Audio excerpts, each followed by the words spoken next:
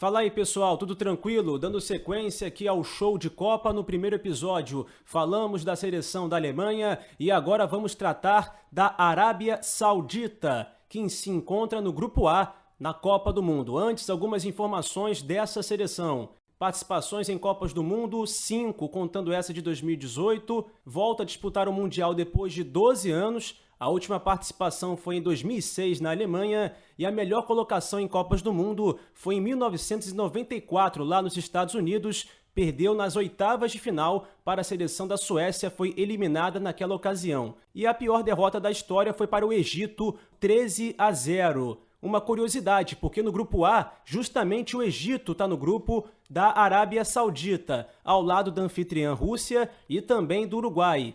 Vamos então aos jogos aí da primeira fase da seleção da Arábia Saudita. Estreia, primeiro jogo da Copa contra a Rússia, no Estádio Olímpico Luzhniki, em Moscou. Depois enfrenta o Uruguai em Rostov e, finalizando a primeira fase, joga contra o Egito em Volgogrado.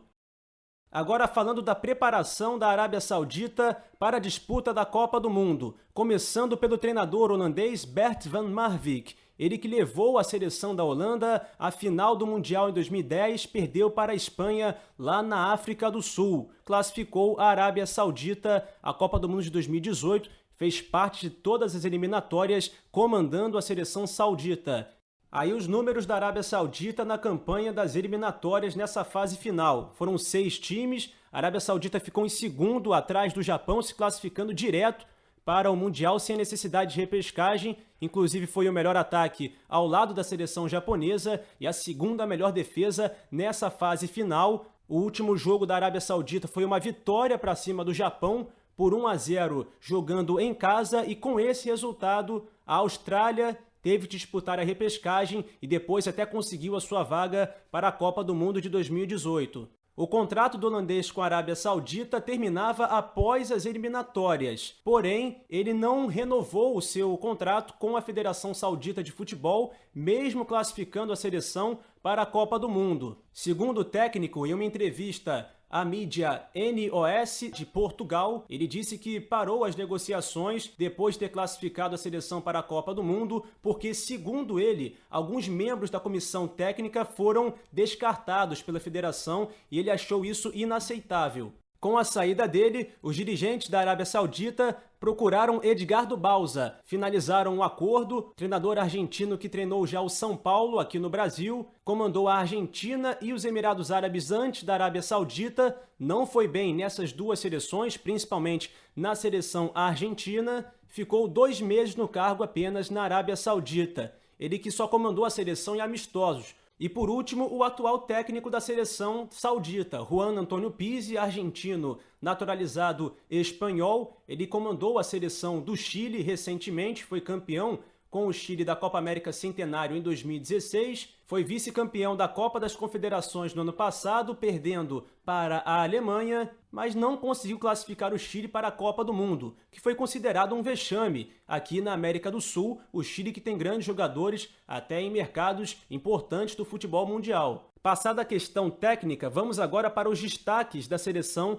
da Arábia Saudita, para a gente conhecer um pouco mais dos jogadores. Mohamed Al-Salawi, você vê ele com a camisa de número 10, 31 anos, é a principal referência aí no ataque da Arábia Saudita, artilheiro das eliminatórias asiáticas com 16 gols em 14 jogos, ou seja, uma média superior a 1 gol por partida desse atacante. Agora indo para o meio de campo, Nawaf Al-Abed, 28 anos, artilheiro da seleção na terceira fase das eliminatórias asiáticas, naquela tabela que eu mostrei mais cedo, com 5 gols em 10 jogos. Nessa fase, ele fez mais gols, inclusive, do que o Mohamed Al-Salawi. Atualmente, joga pelo Al Hilal da Arábia Saudita. Finalizando os destaques com Fahad Al-Mualad, jogador de 23 anos, atacante que joga pelos lados do campo, muita velocidade e habilidade, é considerado por muitos como a maior revelação da Arábia Saudita. foi muito importante para a seleção, porque ele fez o gol que classificou a Arábia Saudita para a Copa do Mundo, no último jogo contra o Japão, jogando em casa, vitória por 1-0, e hoje ele está no Levante da Espanha, que disputa a primeira divisão do futebol espanhol. No final do ano, a Federação Saudita de Futebol fez um acordo